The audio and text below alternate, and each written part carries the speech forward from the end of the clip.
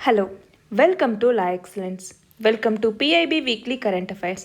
ఈ వీక్ మనం 15th నుంచి 22nd నవంబర్ వరకు 22nd వీక్ కరెంట్ అఫైర్స్ గురించి డిస్కస్ చేసుకుందాం. ముందుగా ఇంపార్టెంట్ ఆర్టికల్స్ ఏంటి అన్నది చూద్దాం.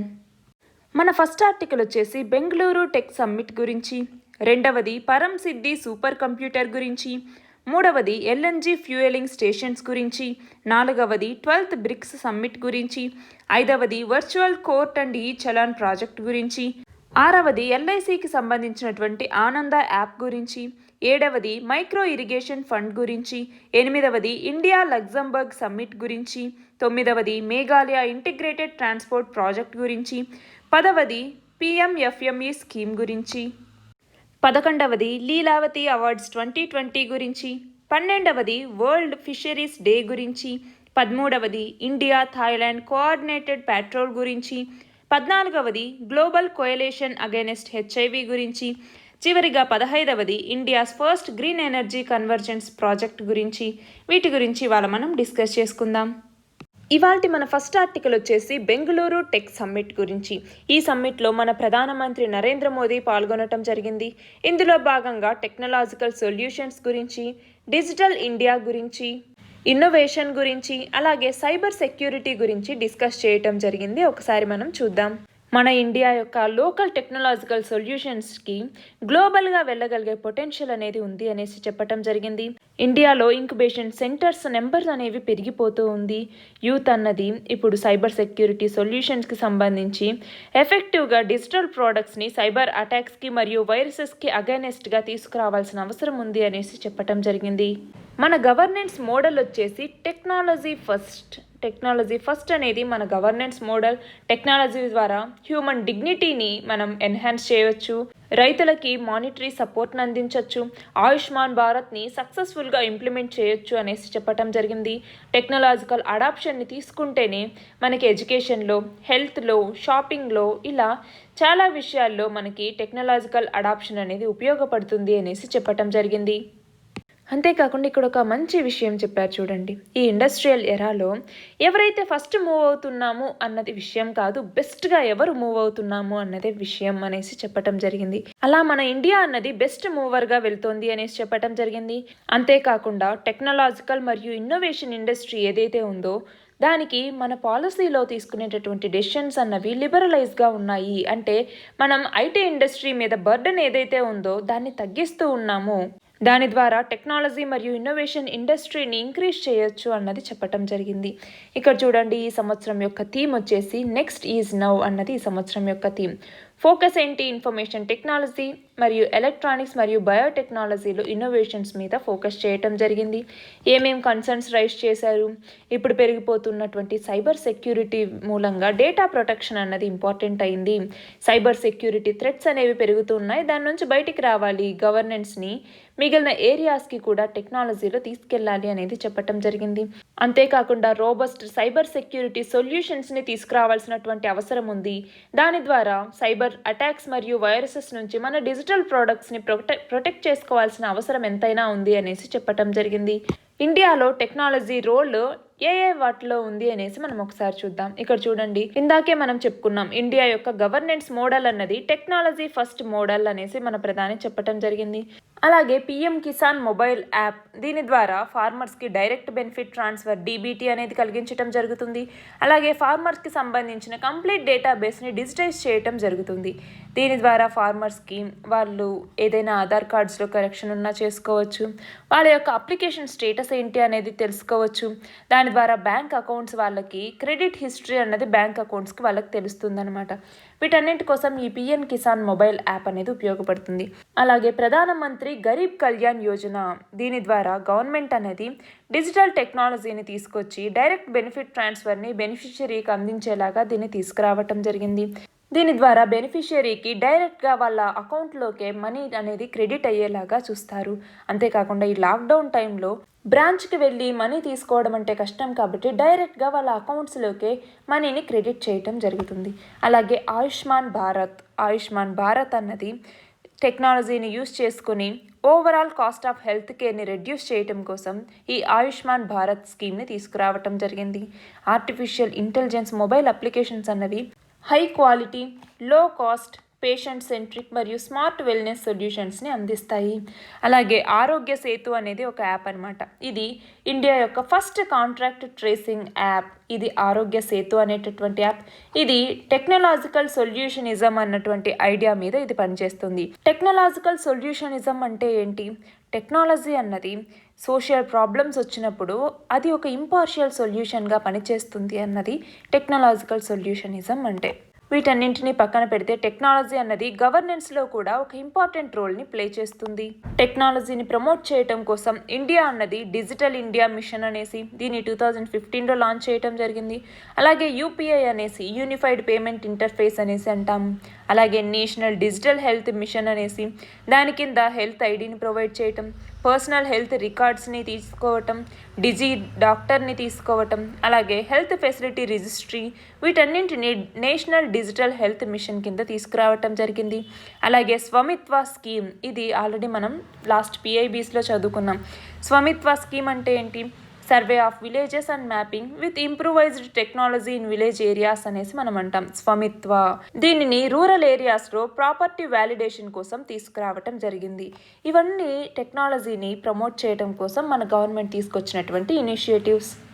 మన నెక్స్ట్ ఆర్టికల్ వచ్చేసి India artificial intelligence super computer అయినటువంటి పరమ్ సిద్ధి అన్నది వరల్డ్లోనే టాప్ 500 మోస్ట్ పవర్ఫుల్ కంప్యూటర్స్లో 63వ స్థానంలో నిలిచింది. పరమ్ సిద్ధి అన్నది high performance computing artificial intelligence super computer అన్నమాట. దీన్ని department of science and technology, అలాగే ministry of electronics and information technology MIT అనేసి అంటాము. ఇది నేషనల్ సూపర్ కంప్యూటింగ్ మిషన్ కింద డెవలప్ చేయటం జరిగింది. దీని ద్వారా advanced materials, computational chemistry, astrophysics, preventive health care system, అలాగే మెట్రో సిటీస్లో ఫ్లడ్ ఫోర్కాస్టింగ్ గురించి మనం తెలుసుకోవచ్చు. నేషనల్ సూపర్ కంప్యూటింగ్ మిషన్ ఇది 2015లో లాంచ్ చేయటం జరిగింది. ఇది 7 years మిషన్ అనమాట. దీనికి 4,500 కోట్ల రూపాయలని అలొకేట్ చేయటం జరిగింది. దీని కింద 70 హై పర్ఫార్మింగ్ కంప్యూటింగ్ ఫెసిలిటీస్ని డెవలప్ చేయటం జరుగుతుంది. ఈ నేషనల్ సూపర్ కంప్యూటింగ్ మిషన్ ఏదైతే ఉందో దీనిని department of science and technology DST, అలాగే department of electronics and information technology DIT, ఇవి రెండు కలిసి దీన్ని ఇంప్లిమెంట్ చేస్తున్నాయి. మన నెక్స్ట్ ఆర్టికల్ వచ్చేసి LNG ఫ్యూయలింగ్ స్టేషన్స్ గురించి. గవర్నమెంట్ ఆఫ్ ఇండియా అన్నది 1000 లిక్విఫైడ్ న్యాచురల్ గ్యాస్ స్టేషన్స్ని డెవలప్ చేయాలి అనేసి అనుకుంటుంది. అందులో భాగంగా union minister of petroleum and natural gas మరియు స్టీల్ మినిస్టర్ అయినటువంటి ధర్మేంద్ర ప్రధాన్ మొదటిగా 50 LNG ఫ్యూయలింగ్ స్టేషన్స్కి ఫౌండేషన్ స్టోన్ వేయటం జరిగింది. ఇవి కూడా గోల్డెన్ క్వాడ్రిలేటరల్ మరియు మేజర్ నేషనల్ హైవేస్లోనే ఉంటాయన్నమాట. రాబోయే 3 సంవత్సరాల పీరియడ్లో మొత్తం 1000 LNG ఫ్యూయల్ స్టేషన్స్ని ఎస్టాబ్లిష్ చేయడం జరుగుతుంది. దీనిని 200 నుంచి 300 కిలోమీటర్ల డిస్టెన్స్లో హెవీ వెహికల్స్ మరియు బసెస్కి అవైలబుల్గా ఉండేలాగా వీటిని సెటప్ చేయడం జరుగుతుంది. ఇండియాని గ్యాస్ బేస్డ్ ఎకానమీగా తీర్చిదిద్దటంలో ఇది ఉపయోగపడుతుంది. అంతేకాకుండా కంట్రీ యొక్క డిపెండెన్స్ ఏదైతే క్రూడ్ ఆయిల్ మీద మనం డిపెండ్ అవుతూ ఉన్నామో ఆ డిపెండెన్స్ని తగ్గించడానికి ఇది ఉపయోగపడుతుంది.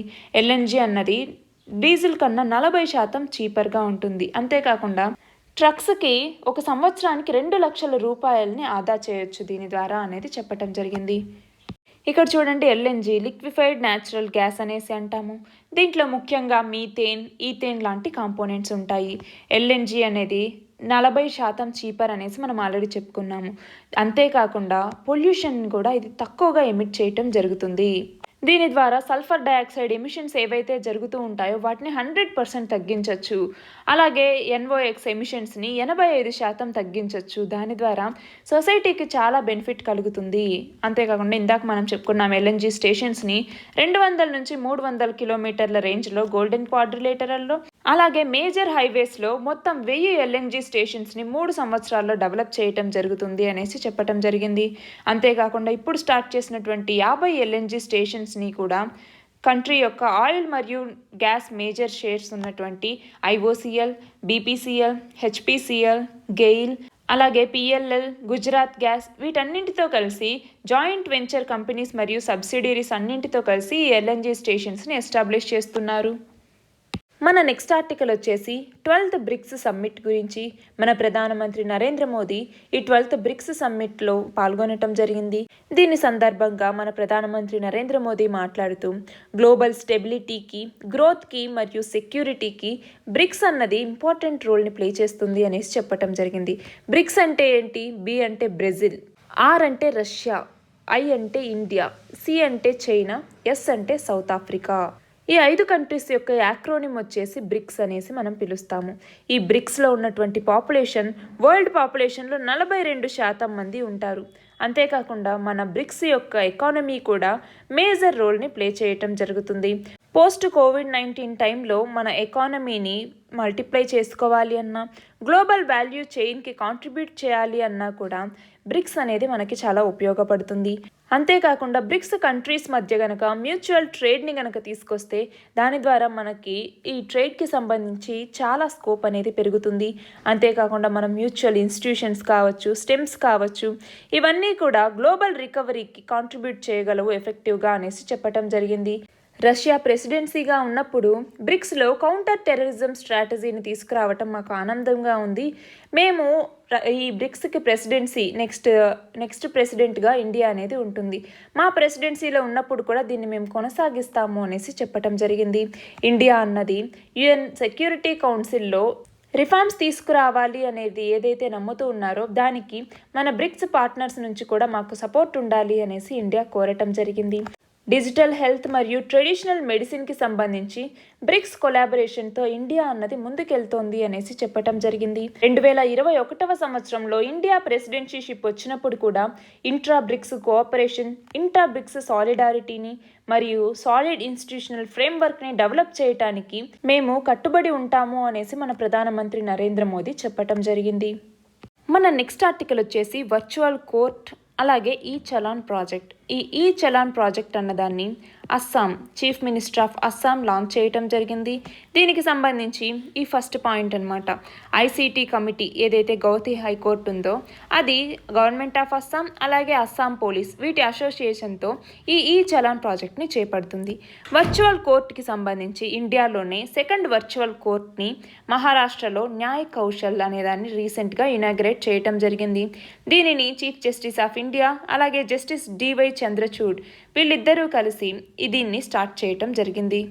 ఈ చలాన్ సొల్యూషన్ అంటే ఏంటి? ఇదొక ఇనిషియేటివ్ అనమాట. Union ministry of road transport మరియు హైవేస్ దీన్ని తీసుకురావటం జరిగింది. ఇందులో ఒక సాఫ్ట్వేర్ని డెవలప్ చేయటం జరుగుతుంది. ఈ సాఫ్ట్వేర్ని నేషనల్ ఇన్ఫర్మాటిక్స్ సెంటర్ అన్నది డెవలప్ చేయటం జరుగుతుంది. దీని కింద ఇంతకుముందు ఏదైతే మాన్యువల్ చలాన్ ఇచ్చేవాళ్ళో ఇప్పుడు ఎలక్ట్రానికల్లీ జనరేటెడ్ డిజిటల్ చలాన్ని ఇప్పుడు దాని ప్లేస్లో రీప్లేస్ చేయటం జరిగింది. వర్చువల్ కోర్ట్ అంటే ఏంటి? ఈ committee of supreme court, department of justice అలాగే ministry of law and justice ఈ మూడు కలిసి ఈ వర్చువల్ కోర్ట్ అనేటటువంటి ఒక ఇనిషియేటివ్ని తీసుకురావటం జరిగింది. వర్చువల్ కోర్ట్ అంటే ఆన్లైన్ కోర్ట్ అనమాట.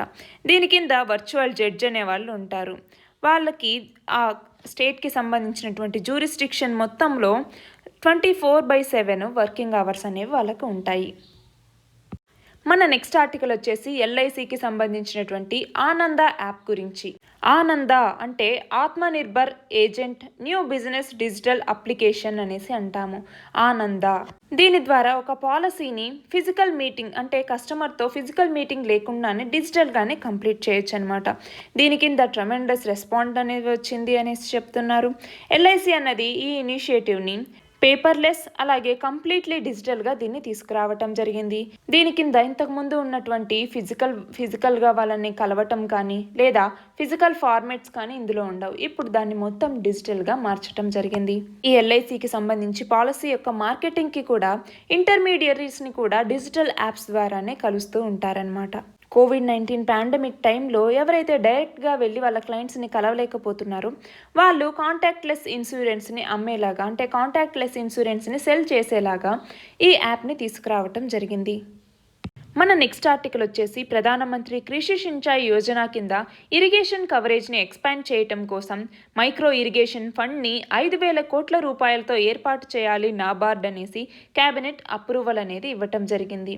దీని కింద మైక్రో ఇరిగేషన్ కవరేజ్ని ఎక్స్పాండ్ చేయటం కోసం స్టేట్కి కావాల్సినటువంటి రిసోర్సెస్ని మొబిలైజ్ చేయాలి. అలాగే మైక్రో ఇరిగేషన్ని ఇంప్రూవ్ చేయడం కోసం పర్ డ్రాప్ మోర్ క్రాప్ అన్నదాని కింద ఈ ప్రధానమంత్రి కృషి సించాయ్ యోజన కింద ఈ పర్ డ్రాప్ మోర్ క్రాప్ అన్నదానికి ప్రొవిజన్స్ని తీసుకురావాలి. ఈ పర్ డ్రాప్ మోర్ క్రాప్ కింద ఎవరైతే క్రాప్స్ని పండిస్తూ ఉంటారో వాళ్ళకి ఇన్సెంటివైజేషన్ అనేది ఇవ్వాలి. 2018-19 అలాగే 2019-20 ఈ సంవత్సరాలకు గాను 2,000 కోట్లు మరియు 3,000 కోట్ల రూపాయలని యూటిలైజ్ చేయాలి అనేసి చెప్పటం జరిగింది. అలాగే 2 మిలియన్ హెక్టార్స్లో మైక్రో ఇరిగేషన్ ద్వారా ఇరిగేషన్ చేపట్టి పంటను పండించాలి అనేసి యాన్యువల్ టార్గెట్గా పెట్టుకోవటం జరిగింది. అంతేకాకుండా నాబార్డ్ ఏదైతే ఫండ్ రైజ్ చేస్తూ ఉందో దానికన్నా 3% తక్కువ ఇంట్రెస్ట్తోనే లెండింగ్ రేట్ ఇవ్వాలి అనేసి ప్రపోజ్ చేయటం జరిగింది. ఇక్కడ చూడండి, నాబార్డ్ ఇప్పటి వరకు 1754.60 కోట్ల రూపాయలని మైక్రో ఇరిగేషన్ ఫండ్ కింద ఇంట్రెస్ట్ సబ్వెంటెడ్ లోన్గా ఇవ్వటం జరిగింది. మన నెక్స్ట్ ఆర్టికల్ వచ్చేసి రీసెంట్గా ఇండియా మరియు లగ్జంబర్గ్ ప్రైమ్ మినిస్టర్స్ ఇద్దరూ కలిసి ఇండియా లగ్జంబర్గ్ వర్చువల్ సమ్మిట్లో పాల్గొనటం జరిగింది. 1948 నుంచి కూడా రెండు కంట్రీస్కి మధ్య డిప్లొమాటిక్ రిలేషన్స్ అనేవి చాలా బాగా ఉన్నాయి. ఈ సంవత్సరం ఇండియా లగ్జంబర్గ్ బైలేటరల్ సమ్మిట్ ఏదైతే జరిగిందో ఇందులో పోస్ట్ కోవిడ్-19 వరల్డ్లో ఎస్పెషల్గా ఫినాన్షియల్ టెక్నాలజీకి సంబంధించి, గ్రీన్ ఫినాన్స్కి సంబంధించి, స్పేస్ అప్లికేషన్కి సంబంధించి, డిజిటల్ ఇన్నోవేషన్స్కి సంబంధించి, అలాగే స్టార్టప్స్కి సంబంధించి రెండు కంట్రీస్కి మధ్య రిలేషన్స్ని ఎలా స్ట్రెంథెన్ చేసుకోవాలి అన్న ఏరియాస్ మీద ఫోకస్ చేయటం జరిగింది. అంతేకాకుండా రెండు కంట్రీస్ కూడా ఎకనామిక్ మరియు హెల్త్ ఛాలెంజెస్ ఏదైతే ఈ కోవిడ్-19 పాండమిక్ ద్వారా వచ్చాయో వాటి నుంచి బయటకు రావడానికి కూడా ఈ ఇండియా లగ్జంబర్గ్ పార్ట్నర్షిప్ అనేది యూజ్ అవుతుంది అనేసి చెప్పడం జరిగింది. అంతేకాకుండా ఇండియాకి మరియు లగ్జంబర్గ్కి steel, financial technology, digital domain వీటికి సంబంధించి రెండిటికి మంచి పొటెన్షియల్ అనేది ఉంది. కాబట్టి కోఆపరేషన్ కనుక రెండు కంట్రీస్కి మధ్య ఉంటే రెండు కూడా డెవలప్ అవుతాయి అనేసి చెప్పడం జరిగింది. లగ్జంబర్గ్ ప్రైమ్ మినిస్టర్ మన ఇండియా యొక్క ఇంటర్నేషనల్ సోలార్ అలియన్స్ ఏదైతే ISA ఉందో దాంట్లో జాయిన్ అవ్వటానికి సుముఖతను వ్యక్తం చేయటం జరిగింది. మనము ఇన్వైట్ చేయటం జరిగింది ఆయన్ని. అంతేకాకుండా మన ప్రధానమంత్రి మోదీ లగ్జంబర్గ్ ప్రైమ్ మినిస్టర్ని డిజాస్టర్ రెసిలియంట్ ఇన్ఫ్రాస్ట్రక్చర్ కోయలేషన్కి సంబంధించి మీరు కూడా జాయిన్ అవ్వాలి అనేసి పిలుపునివ్వటం జరిగింది. ఈ సమ్మిట్లో మొత్తం 3 అగ్రిమెంట్స్ మీద సైన్ చేయటం జరిగింది. ఆ 3 అగ్రిమెంట్స్ ఏంటి? ఇండియా ఇంటర్నేషనల్ ఎక్స్చేంజ్, అలాగే లగ్జంబర్గ్ స్టాక్ ఎక్స్చేంజ్కి సంబంధించి ఒక MOU అనేది జరిగింది. స్టేట్ బ్యాంక్ ఆఫ్ ఇండియాకి మరియు లగ్జంబర్గ్ స్టాక్ ఎక్స్చేంజ్కి సంబంధించి ఒక MOU అనేది జరిగింది. అలాగే ఇన్వెస్ట్ ఇండియా మరియు లగ్జ్ ఇన్నోవేషన్ వీటి మధ్య ఇంకొక MOU అనేది జరిగింది. మన నెక్స్ట్ ఆర్టికల్ వచ్చేసి మేఘాలయ ఇంటిగ్రేటెడ్ ట్రాన్స్పోర్ట్ ప్రాజెక్ట్ గురించి. రీసెంట్గా గవర్నమెంట్ ఆఫ్ ఇండియా, అలాగే గవర్నమెంట్ ఆఫ్ మేఘాలయ, అలాగే వరల్డ్ బ్యాంక్ ఈ మూడు కలిసి $120 మిలియన్ విలువైనటువంటి ఒక అగ్రిమెంట్ మీద సైన్ చేయటం జరిగింది. దీని కింద ఏంటి? మేఘాలయ స్టేట్లో ట్రాన్స్పోర్ట్ సెక్టార్కి సంబంధించి ఇంప్రూవైజ్ చేయటం, మోడర్నైజ్ చేయటం వంటి వాటి కోసం వరల్డ్ బ్యాంక్ అన్నది ఇంత మనీని ఇవ్వటం జరిగింది. దీని కింద మొత్తం 300 కిలోమీటర్ల స్ట్రాటజిక్ రోడ్ సెగ్మెంట్ని క్లైమేట్ రెసిలియంట్ గాను, నేచర్ బేస్డ్ సొల్యూషన్స్ అందించేలాగా ఈ ట్రాన్స్పోర్ట్ సెక్టార్ని డెవలప్ చేయటం జరుగుతుంది. ఈ ప్రాజెక్ట్ ద్వారా మేఘాలయ అన్నది తన బార్డర్ కంట్రీస్ అయినటువంటి నేపాల్, భూటాన్ మరియు బంగ్లాదేశ్కి మధ్య ట్రేడ్కి సంబంధించి ఒక మేజర్ కనెక్టింగ్ హబ్గా మారుతుంది. దీని కింద మొత్తం 300 కిలోమీటర్ల రోడ్ సెగ్మెంట్ని ఇంప్రూవ్మెంట్ చేయటం జరుగుతుంది. అలాగే ప్రీకాస్ట్ బ్రిడ్జెస్ని దీని కింద తీసుకురావటం ద్వారా టైం మరియు కాస్ట్ ఆఫ్ కన్స్ట్రక్షన్ రెండూ కూడా తగ్గుతాయన్నమాట. అలాగే ఈ మేఘాలయ ఇంటిగ్రేటెడ్ ట్రాన్స్పోర్ట్ ప్రాజెక్ట్ ద్వారా మేఘాలయ అన్నది క్లైమేట్ రెసిలియంట్గా, సేఫ్ రోడ్స్, అలాగే రిలయబుల్గా ఉండేలాగా దాని ద్వారా మేఘాలయకి ఎకనామిక్ డెవలప్మెంట్లో కూడా ఇది ఉపయోగపడుతుంది. మేఘాలయలో దాదాపు 5,362 హ్యాబిటేషన్స్కి ట్రాన్స్పోర్ట్ కనెక్టివిటీ అన్నది లేదు. దీనివల్ల వాళ్ళందరికీ ట్రాన్స్పోర్ట్ కనెక్టివిటీ అనేది వస్తుంది. అంతేకాకుండా స్టేట్ గవర్నమెంట్ యొక్క రీస్టార్ట్ మేఘాలయ మిషన్ అన్నదానికి కూడా ఇది సపోర్ట్గా నిలుస్తుంది. ఈ $120 మిలియన్ లోన్ ఏదైతే ఉందో దానికి 6 సంవత్సరాల గ్రేస్ పీరియడ్ అనేది ఉంటుంది. దానికి 14 సంవత్సరాల మెచ్యూరిటీ పీరియడ్ అనేది వస్తుంది.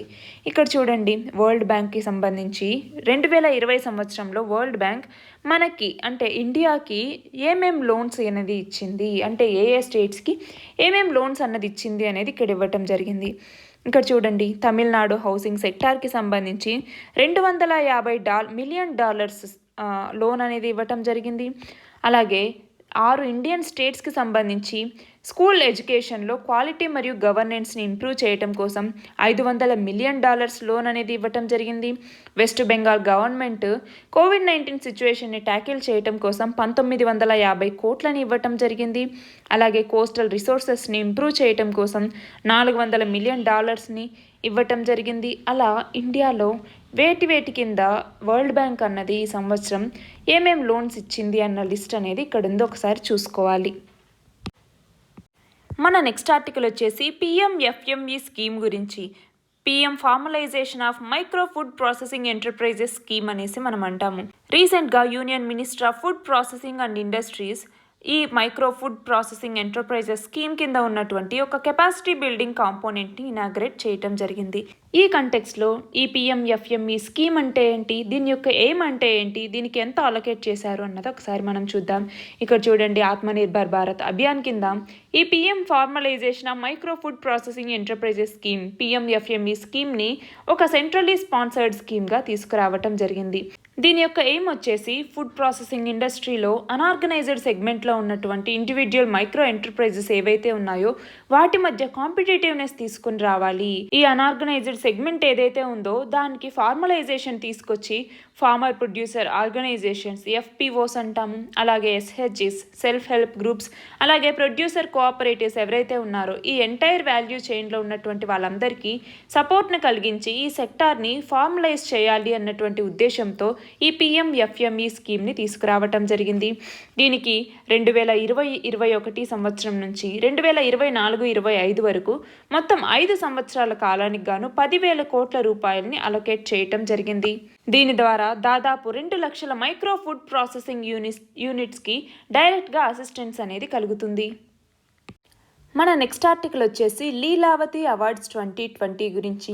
రీసెంట్గా యూనియన్ మినిస్టర్ ఆఫ్ ఎడ్యుకేషన్ వర్చువల్గా ఈ లీలావతి అవార్డ్ 2020 అన్నదాన్ని లాంచ్ చేయటం జరిగింది. ఈ అవార్డ్ని 12th సెంచరీకి సంబంధించినటువంటి మ్యాథమెటిషియన్ అయినటువంటి భాస్కరా 2 అనే ఆయన ఒక బుక్ రాయటం జరిగింది. ఆ బుక్ పేరు లీలావతి అనేసి. ఆ పేరు మీదుగా ఈ అవార్డుని ఇవ్వటం జరుగుతుంది. లీలావతి అనే ఆమె భాస్కరా 2 ఎవరైతే ఉన్నారో ఆయన యొక్క డాటర్ అనమాట. వాళ్ళ డాటర్ పేరు మీదుగా ఆయన లీలావతి అనేటటువంటి బుక్ని రాయటం జరిగింది. దాని పేరు మీదుగా ఈ లీలావతి అవార్డ్స్ అనేవి పెట్టారు.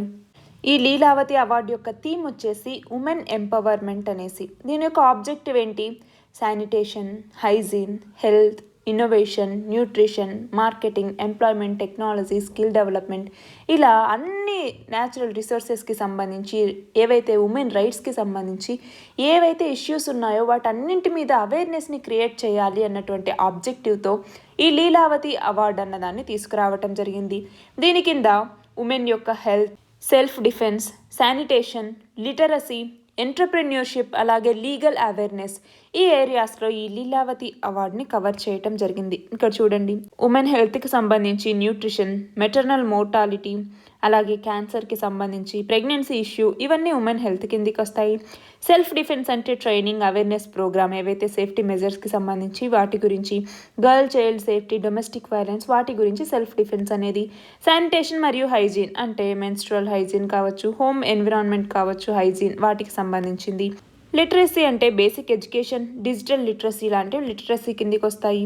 ఉమెన్ ఎంటర్ప్రెన్యూర్షిప్కి సంబంధించి financial safety, business opportunities, government schemes, credit etcetera అవన్నీ ఉమెన్ ఎంటర్ప్రెన్యూర్షిప్ కిందికి వస్తాయి.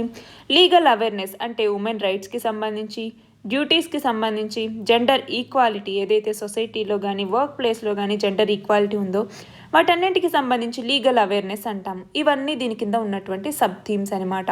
దీని కింద ఉన్నటువంటి ప్రతి సబ్ కేటగిరీకి సంబంధించి 3 విన్నర్స్ని సెలెక్ట్ చేయటం జరుగుతుంది. వాళ్ళకి సర్టిఫికేట్, అలాగే 1,00,000 రూపాయల ప్రైజ్ మనీ, అంటే ఫస్ట్ వచ్చిన వాళ్ళకి 1,00,000, సెకండ్ వచ్చిన వాళ్ళకి 75,000, థర్డ్ వచ్చిన వాళ్ళకి 50,000 ప్రైజ్ మనీని అందించడం జరుగుతుంది. ఇది మనం పక్కన పెడితే గర్ల్ చైల్డ్కి సంబంధించి, ఉమెన్కి సంబంధించి గవర్నమెంట్ ఏమేమి ఇనిషియేటివ్స్ తీసుకొచ్చింది అనేది మీరు ఒకసారి చూస్తారా?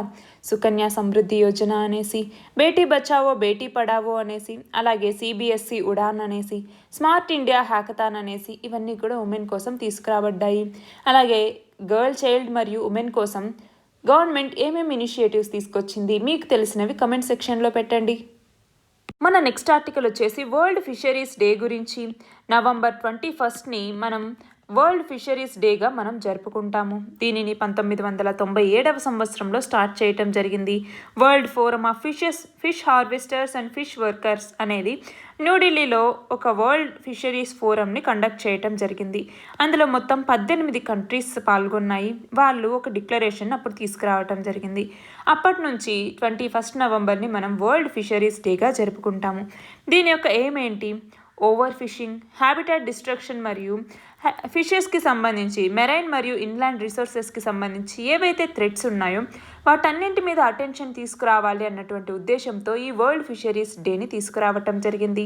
ఇండియాలో ఫిషరీస్ యొక్క ఇంపార్టెన్స్ ఎలా ఉంది అన్నది మనం ఒకసారి చూద్దాం. ఇండియా అన్నది సెకండ్ మేజర్ ప్రొడ్యూసర్ అన్నమాట ఫిష్కి సంబంధించి. అలాగే 4th లార్జెస్ట్ ఎక్స్పోర్టర్ ఫిష్కి సంబంధించి. వరల్డ్లోనే 7.7% గ్లోబల్ ఫిష్ ప్రొడక్షన్ అనేది మన ఇండియా నుంచే జరుగుతుంది. అలాగే 10% టోటల్ ఎక్స్పోర్ట్స్ అన్నవి ఇండియా నుంచే జరుగుతున్నాయి. అగ్రికల్చరల్ ఎక్స్పోర్ట్స్ అయితే 20% మన ఇండియా సైడ్ నుంచే వెళ్తూ ఉన్నాయి. ఫిషరీస్ మరియు ఆక్వాకల్చర్ ప్రొడక్షన్ అన్నది మన ఇండియన్ జీడిపిలో 1% కాంట్రిబ్యూట్ చేయటం జరుగుతుంది. అగ్రికల్చరల్ జీడిపిలో అయితే 5% కాంట్రిబ్యూట్ చేయటం జరుగుతుంది. అగ్రికల్చర్ మరియు అలైడ్ సెక్టార్స్ అంటాం కదా, అందులో ఫిషరీస్ కూడా ఒకటనమాట. దాదాపు ఈ ఫిషరీస్ సెక్టార్ మీద మన ఇండియాలో 28 మిలియన్ పీపుల్ ఆధారపడి ఉన్నారు. అంతేకాకుండా ఫిషర్స్ మరియు ఫిష్ ఫార్మర్స్ ఇన్కమ్ అన్నది మన ఇండియాలో ఎక్కువ పొటెన్షియల్ ఉన్నటువంటి ఏరియా అనమాట. మరి అలాంటి ఫిషరీస్ సెక్టార్ని ఇంప్రూవ్ చేయటం కోసం గవర్నమెంట్ ఏమేమి ఇనిషియేటివ్స్ తీసుకొచ్చింది అనేసి మనం చూద్దామా. Fisheries and aquaculture infrastructure development ఫండ్ని 2018-19లో ఎస్టాబ్లిష్ చేయటం జరిగింది. ప్రధానమంత్రి మత్స్య సంపద యోజన దీని కింద 2024-25 సంవత్సరానికల్లా ఫిష్ ప్రొడక్షన్ని 22 మిలియన్ టన్నులకు చేర్చాలి అన్నటువంటి లక్ష్యంతో దీన్ని తీసుకురావటం జరిగింది. అలాగే బ్లూ రెవల్యూషన్ మీద ఫోకస్ చేయటం, కిసాన్ క్రెడిట్ కార్డ్ ఏదైతే ఉందో దానిని ఫిషర్స్ అలాగే ఫిష్ ఫార్మర్స్ కూడా ఎక్స్టెండ్ చేయటం జరిగింది. దాని ద్వారా ఫిష్ ఫార్మర్స్ ఎవరైతే ఉంటారో వాళ్ళ యొక్క వర్కింగ్ క్యాపిటల్ నీడ్స్ని అచీవ్ చేయగలిగేలాగా ఆ ఇనిషియేటివ్ని కూడా తీసుకురావటం జరిగింది. మన నెక్స్ట్ ఆర్టికల్ వచ్చేసి ఇండియా థాయిలాండ్ కోఆర్డినేటెడ్ పాట్రోల్, కార్పాట్ అనేసి అంటాము. ఇది 2 కంట్రీస్కి మధ్య జరుగుతున్నటువంటి నేవల్ ఎక్సర్సైజ్ అనమాట. ఇండియా మరియు థాయిలాండ్ రెండు కూడా ఈ కార్పాట్ని 2005వ సంవత్సరం నుంచి జరుపుతూ వస్తున్నాయి. సంవత్సరానికి 2 సార్లు ఈ నేవల్ ఎక్సర్సైజెస్ అనేవి జరుగుతాయి. ప్రస్తుతం జరిగినటువంటి ఈ నేవల్ ఎక్సర్సైజ్ అన్నది అండమాన్ సీలో, అంటే స్ట్రైట్ ఆఫ్ మలక్కాకి దగ్గరలో అండమాన్ సీలో దీన్ని జరిపించారు. దీని యొక్క ఎయిమ్ వచ్చేసి ఇండియన్ ఓషన్ని సేఫ్గా మరియు సెక్యూర్గా ఉంచాలి. కమర్షియల్ షిప్పింగ్కి సంబంధించి, అలాగే ఇంటర్నేషనల్ ట్రేడ్కి సంబంధించి, అలాగే అన్క్లాజ్ ఏదైతే ఇంప్లిమెంటేషన్కి సంబంధించి కొన్ని రూల్స్ అండ్ రెగ్యులేషన్స్ పెట్టిందో వాటిని కరెక్ట్గా ఇంప్లిమెంట్ చేయాలి అన్నటువంటి ఉద్దేశంతో ఈ నేవల్ ఎక్సర్సైజెస్ని జరుపుతున్నారు. అంతేకాకుండా మనం చూస్తే ఇండియా యొక్క సాగర్ అనేటటువంటి విజన్ ఏదైతే ఉందో, Sagar security and growth for all in the region అనేసి మనం అంటాం. ఈ సాగర్ విజన్కి కూడా ఇది దగ్గరగా ఉంది అనేసి చెప్పచ్చు. ఇండియాకి మరియు థాయిలాండ్కి మిగిలినటువంటి మిలిటరీ ఎక్సర్సైజెస్ ఏమున్నాయి? ఆర్మీకి సంబంధించి ఎక్సర్సైజ్ మైత్రి అనేది ఉంది. ఎయిర్ ఫోర్స్కి సంబంధించి ఎక్సర్సైజ్ సియామ్ భారత్ అనేది 2 కంట్రీస్కి మధ్య జరుగుతున్నటువంటి మిలిటరీ ఎక్సర్సైజ్ అనమాట. మన నెక్స్ట్ ఆర్టికల్ వచ్చేసి గ్లోబల్ హెచ్ఐవి ప్రివెన్షన్ కోయలేషన్, దీని యొక్క మినిస్టీరియల్ మీటింగ్ జరగటం జరిగింది. దానికి సంబంధించి గ్లోబల్ హెచ్ఐవి ప్రివెన్షన్ కోయలేషన్ అంటే ఏంటి, అందులో మెంబర్ స్టేట్స్ ఎన్ని ఉన్నాయి, ఇండియా హెచ్ఐవిని ఎదుర్కోవటంలో తీసుకుంటున్నటువంటి చర్యలు ఏంటి అనేసి మనం చూద్దాం. ఇక్కడ చూడండి, గ్లోబల్ హెచ్ఐవి ప్రివెన్షన్ కోయలేషన్ అనేది ఏంటి? ఇది ఒక global coalition. United nations member states ఇందులో ఉన్నారు. డోనార్స్, సివిల్ సొసైటీ ఆర్గనైజేషన్స్ ఇవన్నీ కలిసి 2017వ సంవత్సరంలో ఈ గ్లోబల్ హెచ్ఐవి ప్రివెన్షన్ కోయలేషన్ అన్నదాన్ని ఎస్టాబ్లిష్ చేయటం జరిగింది. దీంట్లో మొత్తం 25 హైయెస్ట్ హెచ్ఐవి బర్డన్ కంట్రీస్ అనేవి ఉన్నాయి. UN AIDS cosponsors, donors, civil society, private sector organisations ఇందులో ఉన్నాయి. 2030 కల్లా ఎయిడ్స్ అనేది ఏదైతే ఉందో దాన్ని ఎండ్ చేయాలి అన్నటువంటి కమిట్మెంట్ని యునైటెడ్ నేషన్స్ జనరల్ అసెంబ్లీ ఈ ఇయర్ కాన్ఫరెన్స్లో చెప్పటం జరిగింది. హెచ్ఐవిని ప్రివెంట్ చేయటం కోసం ఇండియా ఏమేం చేసింది అన్నది మనం ఒకసారి చూద్దాం. ఇక్కడ చూడండి, India's unique HIV prevention model అనే దాన్ని తీసుకురావటం జరిగింది. అలాగే ఈ కోవిడ్-19 టైంలో ఎవరైతే హెచ్ఐవి బారిన పడి ఉంటారో వాళ్ళకి యాంటీ రెట్రోవైరల్ డ్రగ్స్ని కరెక్ట్గా అందించటం, దీనికి సంబంధించి గైడెన్స్ని నేషనల్ ఎయిడ్స్ కంట్రోల్ ఆర్గనైజేషన్ అన్నది ఇస్తూ ఉంటుంది. అలాగే టార్గెటెడ్ ఇంటర్వెన్షన్ ప్రోగ్రామ్ అన్నదాన్ని కూడా 2016లో లాంచ్ చేయటం జరిగింది. దీని కింద హెచ్ఐవి కౌన్సిలింగ్ మరియు టెస్టింగ్ సర్వీసెస్ అందించటం, అలాగే మదర్ టు చైల్డ్ ట్రాన్స్మిషన్ ఏదైతే హెచ్ఐవి జరుగుతుందో దాన్ని తగ్గించేలాగా చూసుకోవటం, టెస్ట్ అండ్ ట్రీట్ పాలసీ అనే దాన్ని తీసుకురావటం, ఇవన్నింటినీ దీని కింద చేపట్టడం జరుగుతుంది.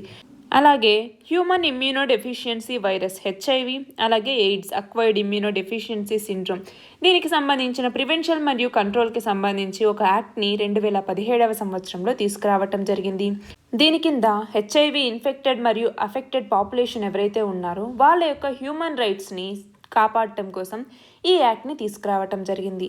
అలాగే ప్రాజెక్ట్ సన్ రైజ్ అనే పేరుతో ఒక కొత్త ఇనిషియేటివ్ని తీసుకురావటం జరిగింది. Ministry of health and family welfare 2016లో దీన్ని తీసుకొచ్చారు. దీని కింద ఎవరైతే నార్త్ ఈస్టర్న్ స్టేట్స్లో హెచ్ఐవి అనేది ఎక్కువగా ఉందో, ఎస్పెషల్గా డ్రగ్స్ ఇంజెక్ట్ చేసుకునే వాళ్ళలో ఎవరికైతే ఎక్కువగా ఎయిడ్స్ అనేది వస్తుందో దాన్ని ట్యాకిల్ చేయటం కోసం ఈ ప్రాజెక్ట్ సన్ రైజ్ అనే దాన్ని తీసుకురావటం జరిగింది. అంతేకాకుండా ఈ ఎయిడ్స్ని కంట్రోల్ చేయటం కోసం ఒక ఇంటర్నేషనల్ ఇనిషియేటివ్ అనేది ఉంది, the global fund to fight AIDS, tuberculosis and malaria అనేసి ఒక ఇనిషియేటివ్ అనేది ఉందన్నమాట. దీన్ని 2002లో తీసుకురావటం జరిగింది. దీని కింద ఎయిడ్స్, ట్యూబర్క్యులోసిస్ మరియు మలేరియా ఈ ఎపిడమిక్స్ని ఎండ్ చేయాలి అన్నటువంటి ఉద్దేశంతో 2002లో దీన్ని తీసుకురావటం జరిగింది. ఇవాల్టి మన లాస్ట్ ఆర్టికల్ వచ్చేసి గోవా అన్నది సోలార్ కన్వర్జెన్స్ ప్రాజెక్ట్ని ఇంప్లిమెంట్ చేయబోతుంది. ఇది ఇండియాలోనే ఫస్ట్ గ్రీన్ ఎనర్జీ కన్వర్జెన్స్ ప్రాజెక్ట్గా ఉండబోతుంది అనేసి చెప్పటం జరిగింది. దీని కింద 100 మెగావాట్ల సోలార్ పవర్ ప్రాజెక్ట్స్ని ఇన్స్టాల్ చేయటం జరుగుతుంది. 6300 అగ్రికల్చరల్ పంప్స్ని ఎనర్జీ ఎఫిషియెంట్ పంప్స్తో రీప్లేస్ చేయటం జరుగుతుంది. అలాగే 16 లక్షల ఎల్ఈడి బల్బ్స్ని రూరల్ డొమెస్టిక్ హౌస్ హోల్డ్స్కి అందించటం జరుగుతుంది. అగ్రికల్చరల్ పర్పసెస్కి అలాగే రూరల్ పవర్ కన్జంప్షన్కి కూడా రెన్యూవబుల్ ఎనర్జీ రిసోర్సెస్ని వాడేలాగా చూస్తారు. ఈ ప్రాజెక్ట్ కింద ఉన్నటువంటి బెనిఫిట్స్ ఏంటి? దీని ద్వారా రెన్యూవబుల్ ఎనర్జీని ప్రమోట్ చేయొచ్చు, ఎనర్జీ డిమాండ్ని తగ్గించి ఎనర్జీ ఎఫిషియెంట్ పంపింగ్ మరియు లైటింగ్ని తీసుకురావచ్చు. అలాగే డిస్కమ్స్ ఏవైతే ఉన్నాయో అవి వాటి యొక్క సేవింగ్స్ని కూడా పెంచుకోవచ్చు. మనం చూస్తే రాబోయే 25 సంవత్సరాల్లో 2574 కోట్ల రూపాయల సేవింగ్స్ అన్నవి గోవా స్టేట్కి వస్తాయి. అలాగే దీని ద్వారా టెక్నికల్ లాసెస్ ఏవైతే ఉన్నాయో వాటిని కూడా చెక్ చేయొచ్చు. అంటే అగ్రికల్చర్కి, రూరల్ హౌస్ హోల్డ్స్కి ఏవైతే పవర్ ఇస్తూ ఉంటామో అందులో ట్రాన్స్మిషన్ మరియు డిస్ట్రిబ్యూషన్ లాసెస్ అనేవి వస్తూ ఉంటాయి. వాటికి సంబంధించి ఎనర్జీ ఎఫిషియెంట్ పంప్ సెట్స్ని కనుక ఇవ్వగలిగితే దాని ద్వారా పవర్ కన్జంప్షన్ అనేది తగ్గించవచ్చు. దాని ద్వారా ఎలక్ట్రిసిటీ కన్జంప్షన్ అనేది తగ్గుతుంది. అంటే ఎనర్జీ ఎఫిషియెంట్ పంపింగ్ మరియు లైటింగ్ని తీసుకురావటం ద్వారా టెక్నికల్ లాసెస్ని తగ్గించవచ్చు అనేసి చెప్పటం జరిగింది. Thank you and all the best.